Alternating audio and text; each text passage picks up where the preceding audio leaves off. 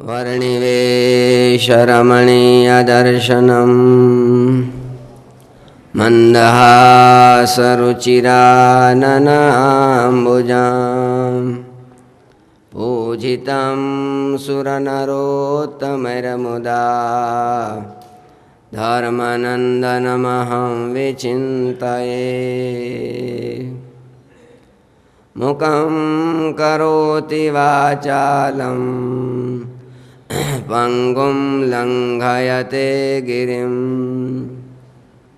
यत्कृपातमहं वन्दे परमानन्दमाधवम्।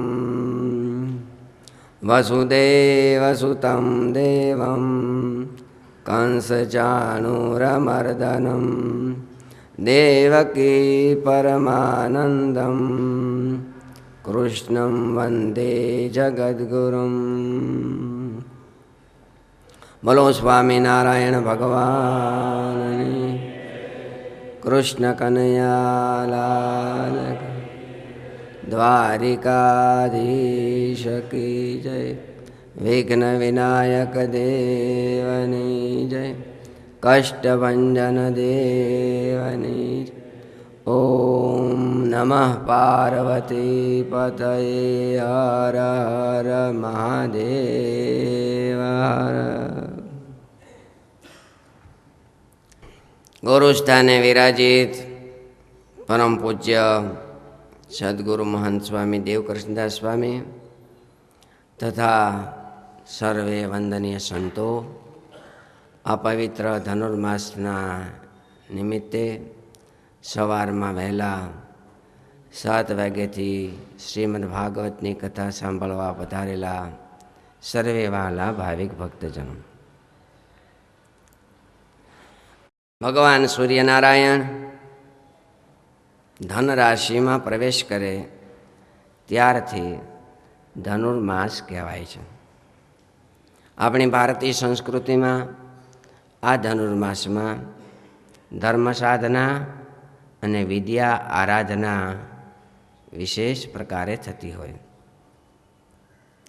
મંદિરોમાં, ગુરુકુલોમાં, અન્ય પવિત્ર સ્થાનોમાં આ મહિનામાં ઠાકોરજીને વહેલા મંગળા આરતી થાય, શણગાર વહેલા થાય, રાજભોગ વહેલા ધરાવાય અને વહેલા 6-7 વાગ્યામાં હરિભક્તો ભાઈઓ ભાઈઓ ધૂન, કીર્તન, કથા વાર્તા અને સત્સંગનો લાભ લેવા માટે મંદિરોમાં પધારતા હોય છે. આ મહિનામાં ભગવાન શ્રી કૃષ્ણ અને બલરામજી સાંદીપની મહારાજના આશ્રમમાં અભ્યાસ કરવા પધારેલા. એ ચરિત્રને યાદ કરી ઠાકોરજીની આગળ પુસ્તક, પેન, પાટી આદિ રાખવામાં આવતા હોય છે. આજથી લગભગ 38-40 વર્ષ પહેલાં પૂજ્ય પુરાણી પ્રેમ પ્રકાશદાસ સ્વામી કાંકરિયા પ્રદેશમાં વિસતપુરા, ધરમપુરા આદિ ગામડાઓમાં પધારેલા. ત્યાં હરિભક્તો વહેલા ઉઠી ધૂન, કીર્તન, કથા વાર્તા કરતા મનમાં ખૂબ રાજી થયા કે આપણા ગુરુકુળમાં પણ વહેલા આવી રીતે ભજન ભક્તિ થાય તો કેવું સારું, કેવું સરસ વાતાવરણ થાય. દર રવિવારે સાંજના 5થી કથા વાર્તા તો થાય જ છે. રાત્રિના સમયમાં પણ વિદ્યાર્થી અને હરિભક્તો કથા વાર્તાનો લાભ લે છે.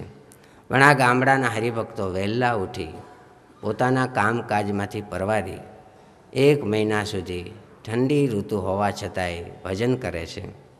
સ્વામી પુરાણી સ્વામીને મનમાં વિચાર સતત થવા લાગ્યો.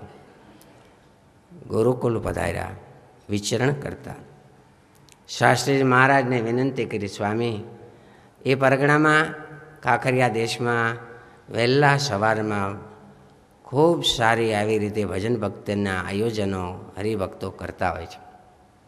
એ સ્વામી, આપણે હોતે એવું વહેલું સવારમાં કંઈક કરવું છે. શાસ્ત્રી મહારાજ કે પુરાણી એ તો બહુ સારું, વહેલા સવારમાં હરિભક્તો આવે અને ગુરુકુળમાં કથા વાર્તા થાય. કંઈક કરો, એવું આયોજન કરો. પુરાણી પ્રેમ પ્રકાશ સ્વામી કદાચ મને કીધું હશે, મને ખબર પડી. અને ધનુર્માસમાં સૌથી પહેલાં વહેલી કથા, હજી તો હું સાધુ થયો 2 વર્ષ થયા હશે, પણ અહીંયા સાધુ આશ્રમમાં સૌથી પહેલી વહેલી ધનુર્માસની કથા તે વખતે મેં કરેલી. ત્યાર પછી શાસ્ત્રી મહારાજ ધામમાં પધાર્યા. પૂજ્ય દેવસ્વામી અમેરિકા પધારેલા તે વખતે બીજી વખત આશરે 20 વર્ષ પછી ફરીને સેન્ટર રૂમમાં અત્યારે જે મંદિર છે ત્યાં કથા કરેલી. અને એ કથા કર્યા પછી ફરીને લગભગ 20 વર્ષ પછી આજના સમયમાં આજના દિવસે પૂજ્ય સ્વામીની ઈચ્છા અને આજ્ઞાથી શ્રીમદ ભાગવતની કથા ધનુર્માસમાં દરરોજ 1 કલાક કરવાનો અવસર મળ્યો છે. આટલી વાત ધનુર્માસ નિમિત્તે કરી અને હવે શ્રીમદ ભાગવતના માયતમની કથા કહેવામાં આવશે.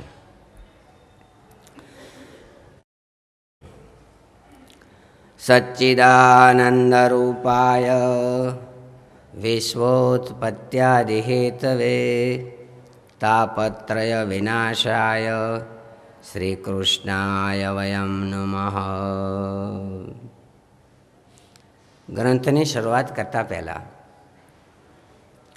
ભગવાન શ્રી કૃષ્ણને અમે નમસ્કાર કરીએ છીએ, ધ્યાન ધરીએ છીએ, યાદ કરીએ છીએ. એ નિમિત્તનો આ મંગલાચરણનો શ્લોક છે. મંગલાચરણ એનું થતું હોય કે જેનું મંગળ આચરણ હોય, એને યાદ કરવાના હોય, જેને યાદ કરવાથી આપણું પણ મંગળ થાય.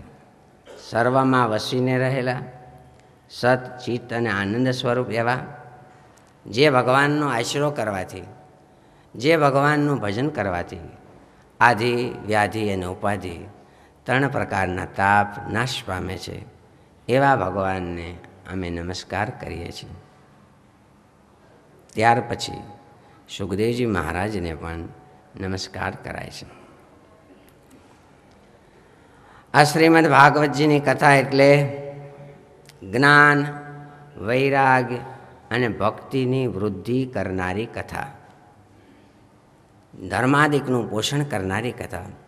એકાંતિક ભાગવત ધર્મનું જેનાથી પોષણ થાય. ભગવાન સ્વામિનારાયણે શિક્ષાપત્રીમાં લખ્યું, શ્રીમદ ભાગવતનો પાઠ કરો શ્રાવણ મહિનામાં.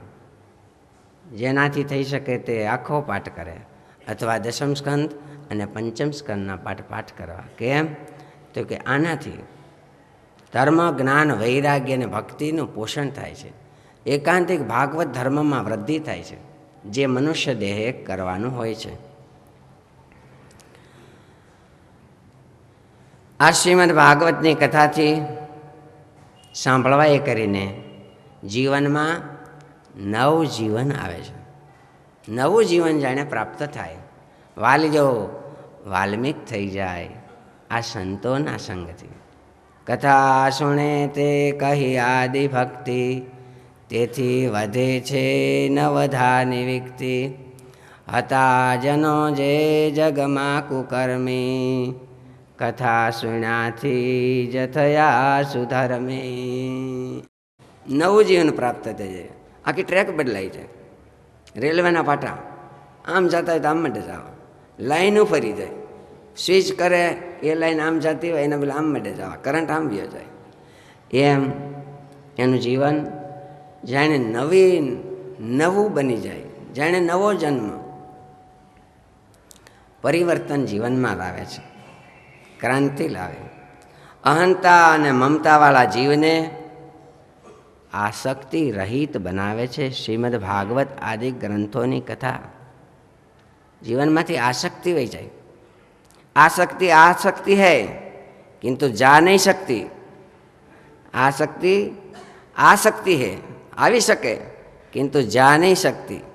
એવી આસક્તિ એક જ ઉપાયથી જાય છે, સત્શાસ્ત્રોના શ્રવણથી. બસ સત્શાસ્ત્રોના શ્રવણથી એવી આસક્તિ ટળે છે. મહારાજા પરીક્ષિત એ રાજા હતા, પણ એ રાજર્ષિ બની ગયા. જગતમાં વ્યવહારમાં કામકાજ તો કરવા પડે.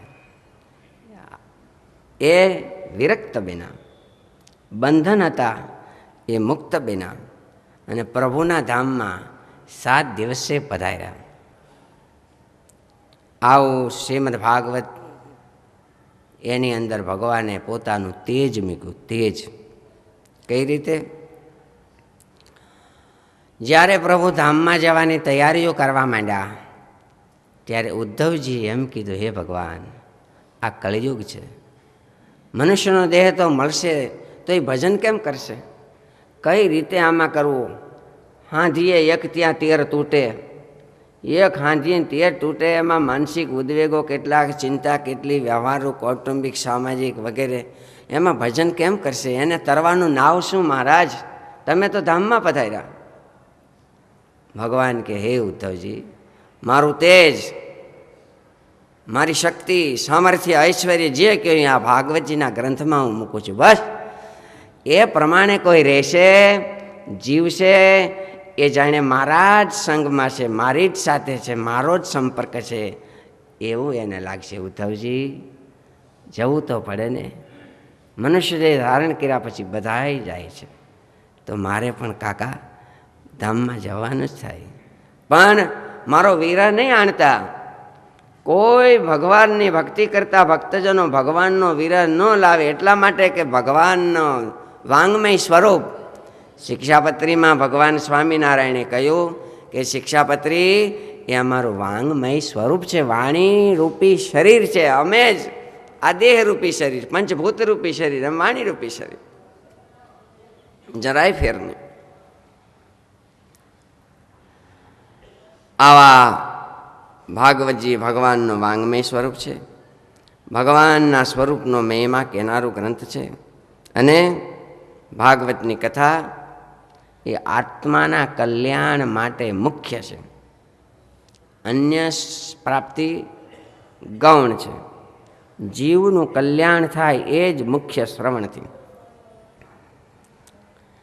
સાધક હોય એના મનના સંશયો દૂર કરનાર આ ગ્રંથ છે. અનેક પ્રકારના શંકાઓ મનમાં થાય, સાધનાને માર્ગે વિક્ષેપ આવે. ભાગવતજીનો ગ્રંથ એ વ્યાસ ભગવાનની સમાધિ ભાષા છે, સમજાય એવો નથી. સ્વામિનારાયણ ભગવાને લખ્યું કે જેને ભગવાનના સાકાર સ્વરૂપની નિષ્ઠા હોય, ભગવાનની આજ્ઞા પાળતા હોય, એવા વક્તાના મોઢેથી શ્રીમદ ભાગવત આદિ ગ્રંથોનું શ્રવણ કરવું. નહીતર નાસ્તિક થઈ જવાય ભાગવત વાંચ્યા પછી અને ભણ્યા પછી પણ. કેમ? તો કે એમાં એવા શબ્દો આવે, નિર્ગુણ, નિરાકાર, નિરંજન. કોને મોઢેથી ભાગવતજીની કથા સાંભળવી એવું પણ ગ્રંથોમાં ચોખવટ કરી છે. પાણી તો એક ને એક હોય, પણ એ પાણી કયા ઝાડવાને મોઢેથી નીકળે છે?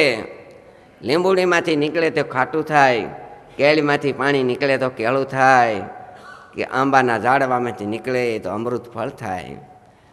એને પાણી કયા ઝાડવાથી નીકળ્યું, એને ગ્રંથ કોના મુખથી કહેવાયું એ મુખ્ય રહેવાનું છે. એટલે સાકાર સ્વરૂપની જેને નિષ્ઠા હોય, ભગવાનની આજ્ઞા દ્રઢ કરીને પાળતા હોય, નાની મોટી આજ્ઞા ક્યારેય લોભતા ન હોય, એવાના મુખ થકી જો સાંભળવામાં આવે તો એકાંતિકી ભાગવત ધર્મની દ્રઢતા થાય. ચિત્તને નિર્મળ બનાવે છે. જે ભાગવત ગ્રંથમાં નથી એ જગતના કોઈ ગ્રંથોમાં નથી. એમ કહ્યું, યદ ઇહ અસ્તિ તત અન્યત્ર. જે આ ગ્રંથમાં છે એ બીજે ઠેકાણે છે. યત ન ઇહ અસ્તિ ન કુત્રચિત. જે આ ગ્રંથમાં નથી એ ક્યાંય નથી. કહેતા શાસ્ત્રને કલ્યાણને માટે જે કાંઈ શબ્દની જરૂર છે, સમજવાની જરૂર છે, એવું બધું જ શ્રીમદ ભાગવત ગ્રંથમાં વ્યાસ ભગવાને આપણે માટે, કલ્યાણ માટે ભગવાને ગૂંથ્યું છે. ભાગવત એટલે અણુ અણુમાં રહેલા ભગવાનને પ્રગટ કરવાની કથા. દૂધમાં અણુ અણુમાં ઘી છે, ટીપે ટીપે, પણ મંથન કરે તો મળે, એમનેમ તો ઘી ક્યાંથી મળે. આવા શ્રીમદ ભાગવતનો અતિશય મહિમા છે. દુઃખમાં હેરાન થતા મનુષ્યોને સાચું સુખ ક્યાં છે એ બતાવનારી આ કથા છે. અંધારામાં અથડાતા મનુષ્યોને પ્રકાશની દીવાદાંડી બતાવનારો આ ગ્રંથ છે. દીવાદાંડી, વહાણ દરિયામાં હિલોળે ચડ્યું હોય પણ ડૂબવું ન હોય તો એને દીવાદાંડી સામું જોવાનો પ્રયત્ન કરવો જ પડે, જેથી ધીમે ધીમે ધીમે પણ એનું વાણ ખાડે ન ખૂતે અને ખાળે ઉતરે. દીવાદાંડી તો કોક જોઈશે જ આદર્શ. અને આ શ્રીમદ ભાગવત એ વાંસની વાહડાની, એ વાંસની વાસનાની હાથ ગાંઠોને તોડનાર ગ્રંથ છે. 5 વિષયો અહંતા અને મમતા એ હાથ ગાંઠો છે. વાંસળો ખોડ્યો તો ધંધુકારીના મોક્ષ માટે, એ પ્રતીક છે. ધીમે ધીમે હાથ ગાંઠ્યું તૂટે તેદી કામ થાય. મહારાજ કે 5 વિષયમાં આસક્તિ છે એ નિર્મોહી ક્યારેય થઈ શકતો નથી. મધ્યના પહેલા વચનામૃતમાં મહારાજે લખ્યું, 5 વિષયમાં જો હેત હશે, આસક્તિ હશે અને સંત ના પાડશે, વિક્ષેપ કરશે, અવરોધ કરશે, અટકાવશે, આગળ એક સ્ટેપ ગુરુ ના પાડશે, હજી એક સ્ટેપ આગળ પોતે જેને ઈષ્ટદેવ માને છે, જેનું ભજન કરે છે એવા ઈષ્ટદેવ એને અટકાવશે, ના પાડશે તો એનો દ્રોહ કરશે, એનો અભાવ લેશે, એની ટીકા અને ટિપ્પણ કરશે. કેમ કે એને ચિત્ત બીજે ઠેકાણે છે. એને અવરોધ કરનાર કોઈ સામાન્ય નથી, સાધુ છે, ગુરુ છે, ઈષ્ટદેવ જેનું ભજન કરે છે એ છે, તો પણ એનો દ્રોહ કરવા સુધી પહોંચશે. કેમ તો કે એને 5 વિષયમાં આસક્તિ છે. મધ્યના પહેલા વચનામૃતમાં મહારાજે આ લખ્યું, આ 5 ગાંઠો તૂટે છે ગ્રંથના શ્રવણથી. આવું શ્રીમદ ભાગવતની કથા ધુંધુકારીના મોક્ષની કરનારી કથા છે. આ ભાગવતજીનો ટૂંકમાં 2 શબ્દોમાં મહિમા કહ્યો. અને હવે નૈમિષારણ્ય ક્ષેત્રમાં સુતપુરાણી અને સૌનકાદિક મહર્ષિઓ સત્સંગને માટે લાંબા સમય સુધી લખ્યું છે. 1000 વર્ષનો સત્ર. એ તો દિવ્ય દેહને ધારણ કરનારા હતા. લાંબા સમય સુધી જ્ઞાન યજ્ઞ માટે નૈમિષારણ્ય ક્ષેત્રમાં ભેળા થયા. એ નૈમિષારણ્ય ક્ષેત્ર ક્યાં છે આપણે જાણીએ છીએ, લખનઉ બાજુ ઉત્તર પ્રદેશમાં. એ ક્યાં છે એ સ્વામિનારાયણ ભગવાને વચનામૃતમાં લખ્યું. જ્યાં ભગવાનના એકાંતિક સાધુ રહેતા હોય, જ્યાં ભજન થતું હોય, સાધના અને આરાધના થતી હોય, એવી કોઈ પણ જગ્યા એને નૈમિષારણ્ય ક્ષેત્ર જાણવું. અને ત્યાં પોતાના મનને સ્થિર કરીને, મનને મારીને, મનને રોકીને પણ પોતાના કલ્યાણને ઈચ્છવું હોય તો ત્યાં રહેવું. નૈમિષારણ્ય ક્ષેત્ર લખનઉ પાસે તો છે જ. આ રાજકોટ ગુરુકુળનું સ્થાન એ શાસ્ત્રીજી મહારાજે કર્મયોગી બની પુરુષાર્થ અને સતત ભજન કરી નૈમિષારણ્ય ક્ષેત્ર આપણે માટે તૈયાર કરીને દીધું છે. ગોતવા જવું પડે એમ નથી, આપણે કંઈ કરવું પડે એમ નથી. નૈમિષારણ્ય ક્ષેત્ર આપણે દાખલો કરીને ઊભું કરવું પડે એમ નથી. આપણને તો તૈયાર મળ્યું છે, એનો આપણે બધાએ લાભ લેવાનો છે. રહીને સ્થિર મન થઈને રહેવાનું. સ્થિર મન થઈને મકોડો સ્થિર ન થાય માટલામાં, પણ જો હાકરની ગાંગડી કે ગોળની કણી મૂકી દે ને એટલે સ્થિર થઈ જાય. એમ મનને રોકવા માટે સ્થિર તો થવું પડશે. આવા નૈમિષારણ્ય ક્ષેત્રમાં મહર્ષિઓ ભેળા થયા છે. સવારનો સમય છે અને એ સુતપુરાણીજીને મહર્ષિઓએ એમ કીધું, હે મહારાજ, તમે બધા પુરાણો ભણ્યા છો, તમે બધા શાસ્ત્રનું જ્ઞાન છે, અમારે એક પ્રશ્ન પૂછવો છે, ટૂંકમાં જીવનું કલ્યાણ કેમ થાય? હવે સમય એવો આવશે, કોઈની પાસે સમય નથી, આવરદા ઓછી, બુદ્ધિ ઓછી, એમ ભગવાન વ્યાસે લખ્યું. ભલે આપણે રોકેટ ઉડાડીએ, અણુબોમ્બ બનાવીએ, પણ એવું લખ્યું કે બુદ્ધિ કળિયુગમાં ઓછી છે.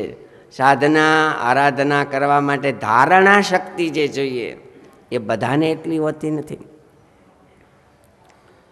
અનેક વિક્ષેપો. તો એ ભગવાન જીવના કલ્યાણ કેમ થાય? ટૂંકમાં જીવોનું કલ્યાણ થાય, સાધના થાય, જ્ઞાન ને વૈરાગ્ય ને ભક્તિ કેમ વૃદ્ધિ થાય, મોહ કેમ નાશ પામે, વિષયોમાં અરુચિ કેમ થાય? વિષયો ગમે નહીં, કેમ? એને અરુચિ કહેવાય. ખાવાનું કંઈ ભાવતું નથી, એ અરુચિ કહેવાય. ખાવાનું ન ભાવતું હોય તો વૈદ્ય ડાક્ટરો કંઈક દવા દે એટલે પાછું ભૂખ ઉગડે. બસ ભગવાનની ભક્તિ કરવામાં કેમ ભૂખ ઉગડે, એની કેમ લગન લાગે, આસુરી ભાવ કેમ ઓછો થાય, હે પ્રભુ. અને ભગવાનની પ્રાપ્તિ કેમ થાય? જે હેતુ માટે મનુષ્યનો દેહ છે એ કઈ રીતે સફળ થાય, એવું બધું કૃપા કરી તમે અમને કહો. સુત પુરાણીજીએ કીધું છે, હે મહર્ષિઓ, તમે તો આ બધું કરો છો. તમે જે પૂછો છો એ ભવિષ્યના મુમુક્ષુઓને માટે પૂછો છો. મુમુક્ષુએ કેમ કરવું જોઈએ, બીજું હું શું કહું? કરવા જેવું તો તમે કરો છો. ભગવાનની કથા વાર્તાના શ્રવણથી આ બધું શક્ય બને છે. જે જે તમે પૂછ્યું ને એ ભગવાનની કથા વાર્તા સાંભળવા એ કરીને થઈ શકે છે.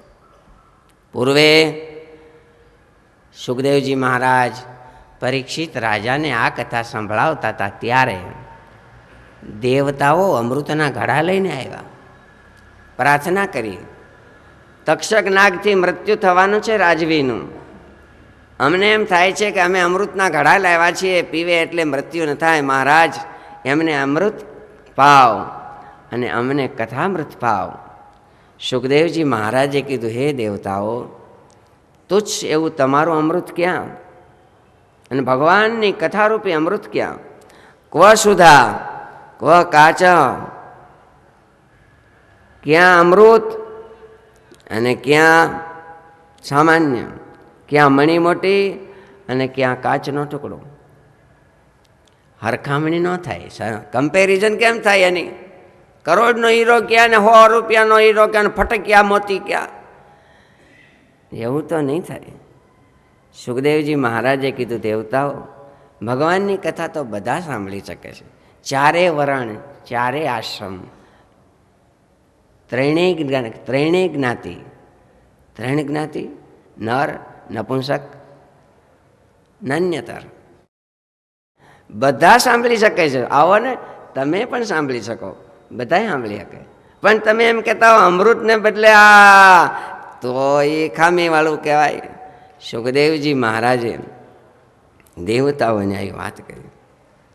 અને આ કથા પૂર્વે સનકાદિકોએ નારદજીને સપ્તાહ વિધિ કહેતા 7 દિવસની કથા સંભળાવી. નારદજીને સનકાદિકોએ, એટલે પાછું સંતોએ પૂછ્યું, સૌનકાદિક મહર્ષિઓએ, સુતપુરાણી, કે નારદજી તો ભગવાનનું મન, નારદજીને દક્ષ પ્રજાપતિનો શાપ, ગાય દોવાય એટલી વાર એક ઠેકાણે ઊભા રહી શકે, ગાય દોતા 5, 10, 15 મિનિટ થાય, એટલી વાર એક ઠેકાણે ઊભા રહે તો હાલે, પણ ગાય દોવાઈ રહીથી વધારે ઊભા રહે તો મોત થાય. લ્યો, એ નહીં શાપ, તો આપણી જવાની શું વાત? હે, આપણે તો કાંઈ હાંધણમાં ન આવીએ. વધારે ઊભા રહે તો મોત થઈ જાય.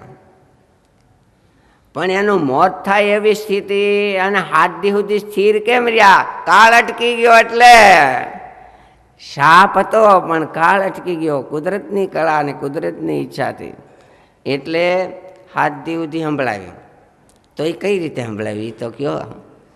સંતોએ પૂછ્યું, એટલે શૌનકાદિક મહર્ષિઓના જવાબ દેતા સૂત પુરાણી એમ કહે છે કે નારદજી એક વખત જાત્રા કરવા નીકળ્યા, તીર્થાટન. આપણે દિવાળી ઉપર આપણે રાજકોટ ગુરુકુળ તરફથી સ્પેશિયલ ટ્રેન નીકળી. શાસ્ત્રી મહારાજે 7 સ્પેશિયલ ટ્રેનો કાઢી. પૂજ્ય દેવસ્વામીની ઈચ્છા અને આજ્ઞાથી 25 વર્ષે પાછી ટ્રેન નીકળી. હરિભક્તોને ખૂબ ખૂબ આનંદ થયો. અને સાંભળ્યું છે આવતા શ્રાવણ મહિનામાં ફરીને સ્વામીએ દયા કરી.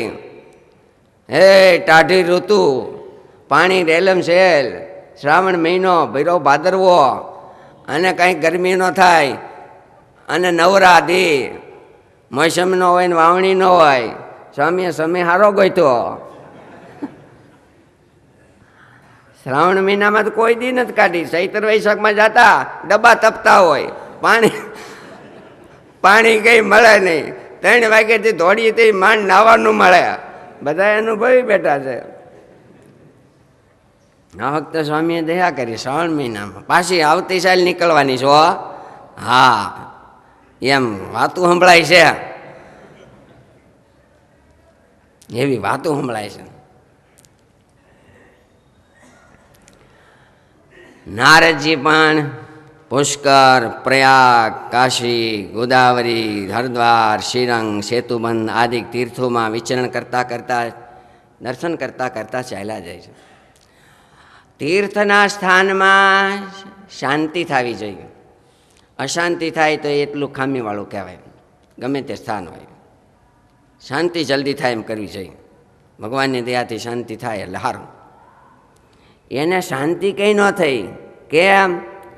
તો કે તીર્થમાં જે હોવું જોઈએ નહોતું, ન જોઈએ એ હતું. તીર્થના સ્થાનમાં જે હોવું જોઈએ, ભજન, સાધના, આરાધના, પાશીવૃત્તિ, એને બદલે બીજું જ થતું હતું. જ્યાં જ્યાં જઈને એમ નારદજીને થયું લોકો માથા મૂકવા આવે છે તીર્થમાં, શ્રદ્ધાથી આવે છે. ગરીબ માણસ શ્રદ્ધાથી દાન પુણ્ય કરે છે. જે તરવાનું ઠેકાણું છે, જેનાથી તરાય એને તીર્થ કહેવાય. એવા તીર્થમાં પણ તરવાના ઠેકાણા નથી. અરે તો માણસ ક્યાં તરશે? એની શ્રદ્ધા ક્યાં મૂકશે? ઉદ્વેગમાં વિચરણ કરતાં કરતાં નારદજી આગળ ચાલ્યા. ગ્રહસ્થ તરફ નજર કરી એટલે એની તરફ નજર તો થતી જ હોય ને, પણ વિચાર કર્યો કે ગ્રહસ્થો છે એ એના ધર્મ પાળતા નથી, મા બાપની સેવા કરતા નથી, પતિવ્રતાના ધર્મો બાયુ પાળતા નથી, સંતાનો મા બાપનો તિરસ્કાર પણ કરે છે, રાજાઓ પુત્રની માફક પ્રજાને પાળતા નથી, બ્રાહ્મણો એના ધર્મો પાળતા નથી, મોટી મોટી વાતો હોવ કરે છે પણ કંઈ કરતા નથી, આચરણ તો ઉતારતા નથી, ન્યાય વેચાતો મળે છે. ત્યાગાશ્રમમાં રહેનારા વિશેષ વૈભવી બનવા માંડ્યા છે. જે ત્યાગી હોવા જોઈએ એને બદલે વૈભવી થવા માંડ્યા. જેના આશ્રમમાં સાધના જોઈએ એને બદલે સાધનો થવા માંડ્યા. જેના આશ્રમમાં સાધના જોઈએ એને બદલે સાધનોના પાર નહીં, ઢગલામાં ઢગલા લ્યો. ત્યાગાશ્રમમાં રહેનારા ત્યાગીના ધર્મો પાળતા નથી. જે માર્ગ બતાવનારા છે એને જ હાવ ઝાંઝા મૂંઝું સૂજે છે. માર્ગ બતાવનારા ભોમિયા એને જ કાંઈ સૂઝતું જ નથી. 10% સૂજે છે ને વાહે કેટલાયને દોરે છે.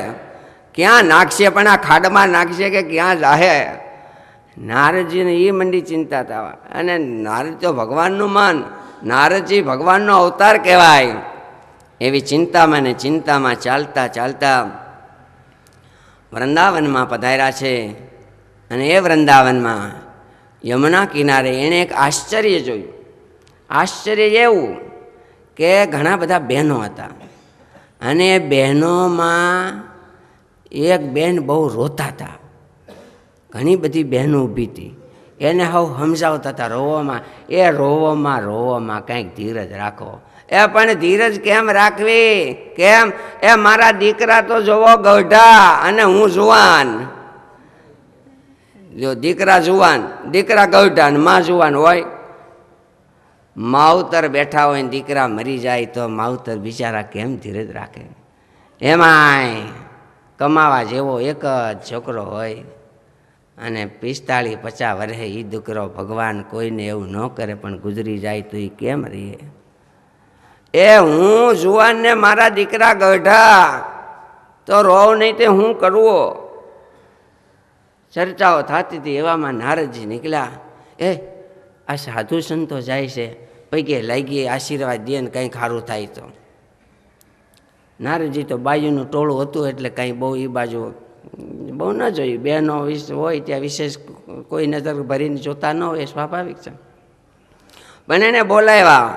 ભો સાધો ક્ષણમ તિષ્ઠ. એ મહારાજ, એ જરીક ઉભા રહ્યો તો, એ ઉભા રહ્યો તો મહારાજ, ઉભા રહ્યો. અમે દુખિયા છે, ઉભા તો રહ્યો. પણ દુખિયા હોય બિચારા કે અમે દુખિયા છે, ઉભા તો રહ્યો. હું આમ જોવો તો ખરા, આ બીજી દિશા શું થયું? એટલે આઘા ઉભા રહ્યો, દેખાડો. એટલે બીજી બાજુને આઘી કરી. એ બાજુ કોણ હતી? ગંગા, યમુના, સરસ્વતી આદિક નદીઓ સ્ત્રીઓના રૂપ લઈને આવી હતી. તીર્થો હતા, દેવતાઓ હતા, દેવાંગનાઓ હતી. અને આ બાઈ કોણ હતા? તો કે ભક્તિ દેવી હતી. ઓલા બે હુતાતી કોણ હતા? ભક્તિના દીકરા, જ્ઞાન ને વૈરાગ. ભક્તિના ધણી કોણ? ધર્મ. બરાબર, ધર્મદેવ. એના પત્ની ભક્તિ દેવી, જ્ઞાન અને વૈરાગ્યના દીકરા. એ વૃદ્ધ થઈ ગયા હતા એટલે એને સામું કોઈ જોતું નહોતું. વૃદ્ધને સામું કોણ જોવાય ભાઈ? પૈસા હોય તો જોવાય, નહીં તો કોણ જોવાય? જ્ઞાન અને વૈરાગ્ય વૃદ્ધ થઈ ગયા હતા એનો અર્થ કે એના કોઈ ગ્રાહક નહોતા. એ કોઈ જ્ઞાન વૈરાગ્ય રાખતા નહોતા.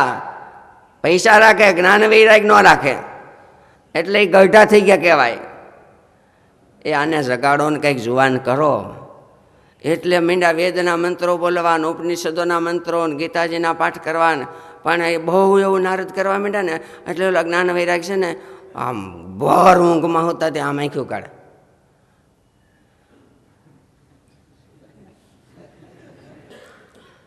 એટલે એ જોલે મીંડા ચડવા.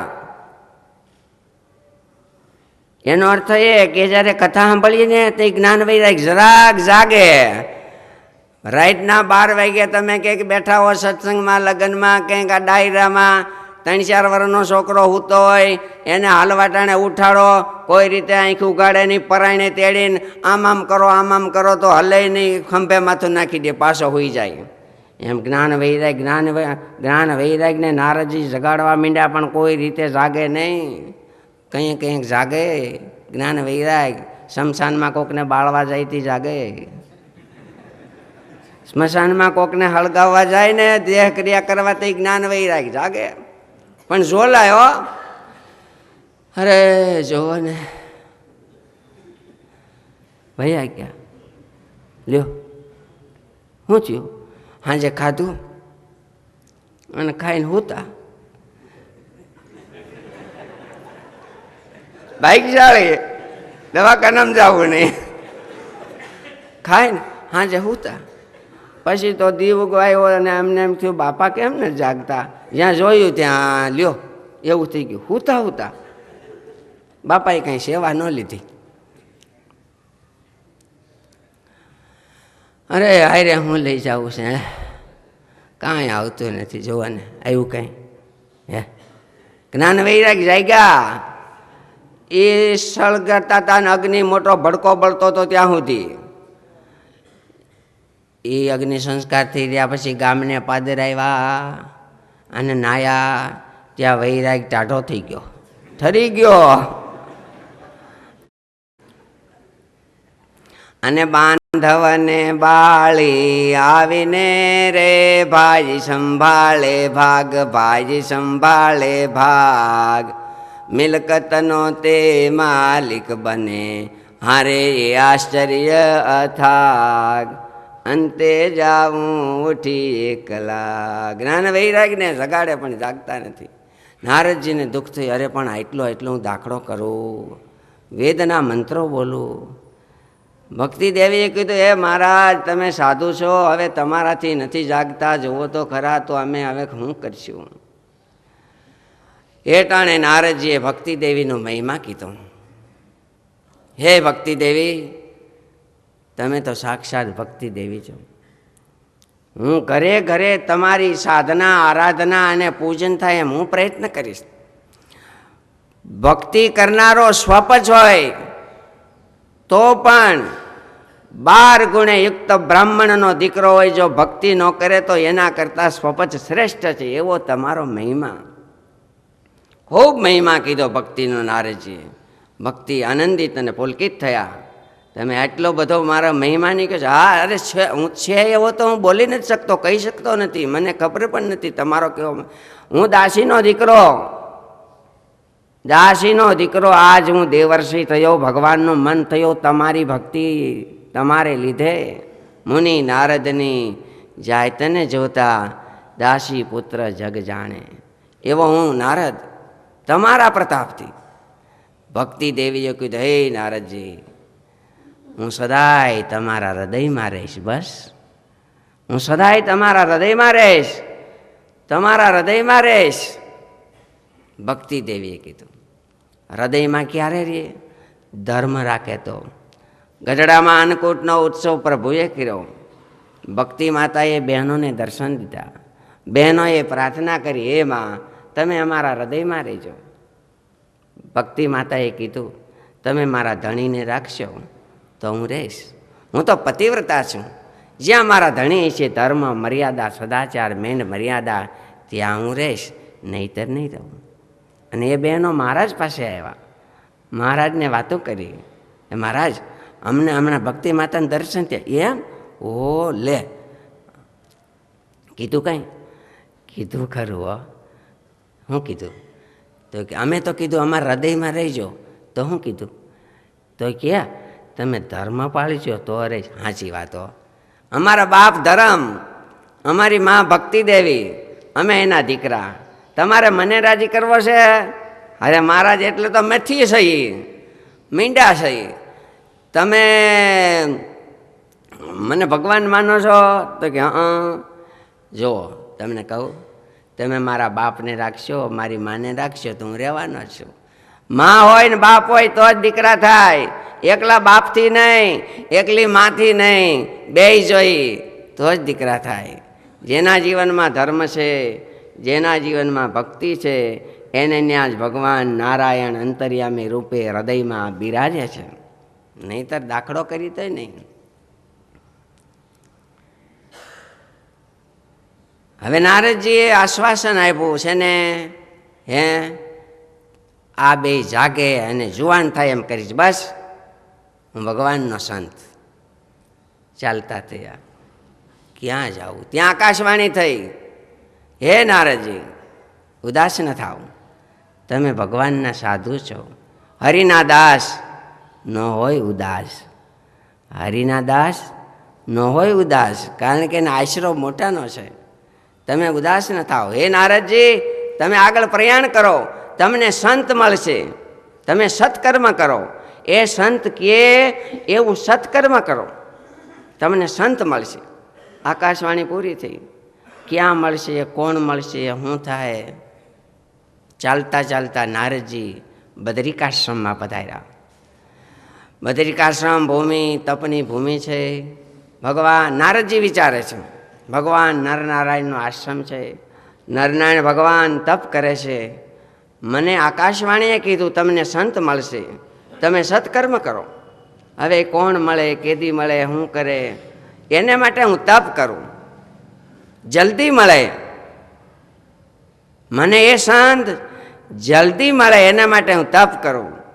જ્યાં સંકલ્પ કર્યો ત્યાં સનકાદિકોના દર્શન થયા. સારા કામ કરવાના સંકલ્પો કરે ત્યાં ભગવાન પૂરા કરે. સારા કામ કરવાના સંકલ્પો કરે ને ત્યાં તો એના સંકલ્પો ભગવાન પૂરા કરે. એ પૂર્ણ કામ, સત્ય કામ, સંકલ્પ ભગવાન કહેવાય. એને દ્રઢતા હતી કે મારે તપ કરવું. અને દ્રઢતા જોઈને રે તેની મદદ કરે મોરારી. દ્રઢતા જોઈને ભગવાન દયા કરે. સનકાદિકો નારદજી અરસપરસ વંદન કર્યા. સનકાદિકોએ કીધું, કેમ મહારાજ નારદજી ઉદાસ કેમ છો? તમે તો બધાયની ઉદાસી ટાળો. અને ભગવાનના સાધુ ઉદાસ હોય, પોતાને મનનું ધાર્યું ન થયું એટલે ઉદાસ ન હોય, દેહના સુખ માટે ઉદાસ ન હોય. એની ઉદાસી અનેકના જીવોના ભલા માટે હોય. એની ઉદાસી અનેક જીવોનું ભલું કેમ થાય એવા વિચાર મંથનથી હોય. હા, પોતા માટે નહીં. પોતાનું અપમાન થયું હોય એટલે નહીં, પોતાનું ધાર્યું ન થયું એટલે નહીં, આમાંનું ભલું કેમ થાય એવા વિચારમાં એ ઉદાસ હોય. હે નારદજી, તમે તો ભગવાનના સંત. શું છે કયો? બધી વાત માંડી. આમ છે. હવે એ જુવાન કેમ થાય એ જાગતા નથી, એટલે હું તો દુખ્યો થઈ ગયો. દુખ્યો આ રીતે, હું કરવું આનું? હવે મેં એને વ્યાણ દીધું છો. હા, હું વ્યાણ દઈને આવ્યો છું. ઉપાય તમારે બતાવવાનો છે. આકાશવાણીએ કીધું છે તમને સંત મળશે અને કહે એમ સત્કર્મ કરજો. તો હવે તમે મને કહો, તમે પહેલાં વહેલા મળ્યા છો.